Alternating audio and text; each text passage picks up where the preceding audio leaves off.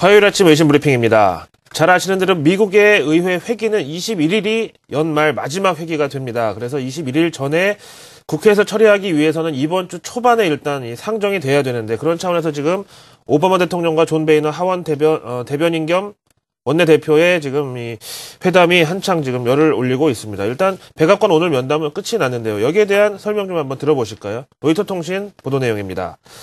지난 목요일이었죠. 백악관 영수회담 이후 오늘 오바마 대통령과 사진에 보시는 민주당 하원 원내대표 존 베이너가 재회를 했습니다. 이번 면담은 약 45분간 진행됐다고 전해지고요.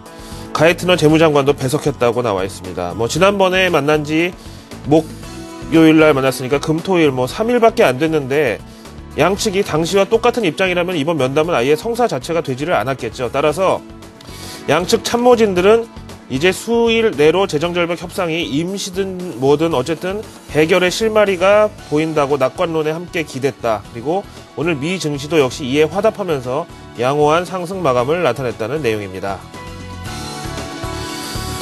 지난 목요일과 3박 4일 지났는데 어떤 게 양쪽의 입장이 달라진 건가요? 여기에 대해서 자세한 내용을 살펴보기로 하시죠. 블룸버그 통신으로 넘어갑니다. 앞서 보신 대로 이제 이 재정절벽 해결 기대감이 모락모락 김이 나고 있는 가운데 각 외신마다 이번 협상에 있어서 민주당과 공화당의 핵심 쟁점으로 꼽고 있는 사안은 딱 두 가지로 이렇게 집중이 되고 있습니다.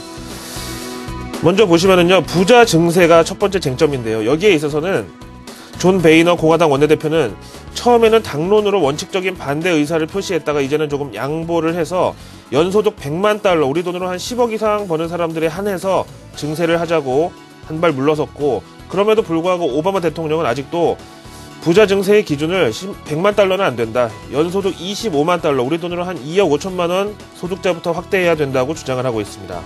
두 번째 쟁점은요,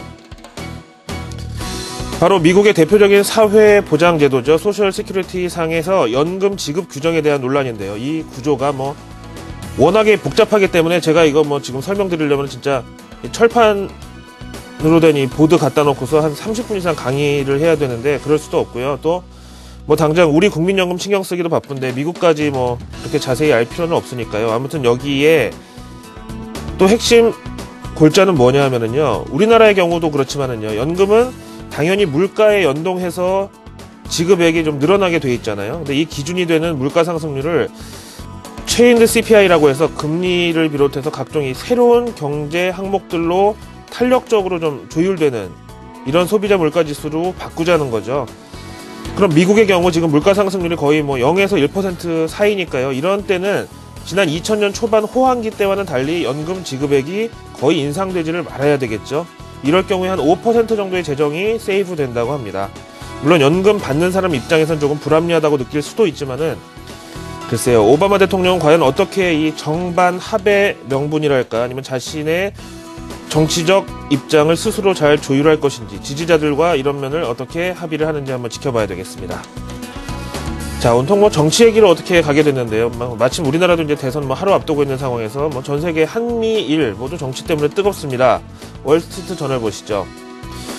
어제 일본의 자민당이 압승을 한 소식이 국내에도 들려왔는데요. 지금 보시는 기사는 월스트리트 저널의 한국 특별판에 소개된 내용이고요.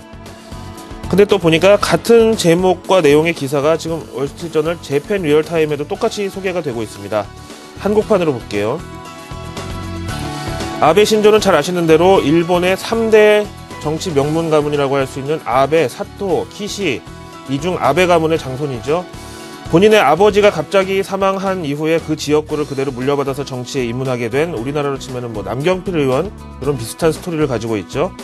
일단 이렇게 설명을 들어보면 당연히 상식적으로 보수 성향이겠거니 하고 짐작하는 것보다는 실제로는 훨씬 더 극우파에 속합니다. 근데 이런 아베가 이끄는 자민당이 신공명당과 연합해서 이번 중의원 의회의 3분의 2 의석을 차지한 이번 결과에 대해서 한국 내 언론들의 우려의 목소리가 크다고 나와 있습니다. 그 이유는 이 아베의 야스쿠니 신사 옹호 발언, 그리고 위안부 비하 발언 등이 대표적인 한국 내 반아베 정서를 설명하는 것으로 좀 설명이 되고 있고요. 근데 이런 정서적인 반감에도 불구하고 우리는 또 이걸 경제적인 관점에서 바라본다면은요, 아베 신조는 대표적인 극우파지만은 통화 정책에 있어서는 또 비둘기파의 이런 또 코스프레를 준비하고 있는데 이번에 일본 인플레이션율이 2%가 될 때까지 무제한으로 엔화를 찍어내서 풀겠다라고 선언을 한 상태고요. 이번 선거에서도 이런 공약이 어느 정도 영향력을 발휘는 한 것으로 분석이 됩니다. 일본의 올해 인플레이션율이 잘 아시는 대로 월간 기준으로 마이너스 0.4%로 내려갔다가 다음 달에는 또 0.3%로 튀어 올라갔다가 이렇게 거의 0을 중간값으로 해서 막 왔다 갔다 하고 있거든요. 근데 이 인플레이션율이 2008년 수준인 2%가 될 때까지 무기한 엔화 양적 완화에 나선다는 것은 말 그대로 진짜 한도 끝도 없는 무제한이라고 볼 수 있는데, 어제 일본 엔화 가치가 급락하면서 일종의 풍선 효과라고 할 수 있죠. 가만히 있던 괜히 원화가 평가 절상됐고 그러는 사이에 달러원 환율이 또 한번 내려앉았죠. 이런 면에 있어서 좀 통화정책상의 이런 불이익과 좀 주의를 감수해야 된다. 대신에 일본의 이런 무제한 양적 완화는 일본에서 제일 가까운 우리나라의 관광 수입이 늘어나면서 내수 경제나 여행 수지의 혜택을 또 기대할 수가 있고요. 또 금융시장에 있어서는 새로운 엔캐리 트레이드의 수혜를 받을 수 있다는 전제하에 증시에도 일종의 혜택이 있을 수 있다는 점에서 각 요소별 항목별로 유불리를 앞으로 잘 따져봐야 되겠고, 여기에 따라서 또 대처를 해야 되겠습니다. 여러 가지 복잡한 사안들이 국제적으로 많죠. 우리나라도 내일 큰 산을 타고 넘어야 되는데 오늘 하루도 신중한 하루 보내시기 바랍니다. 화요일 외신 브리핑이었습니다.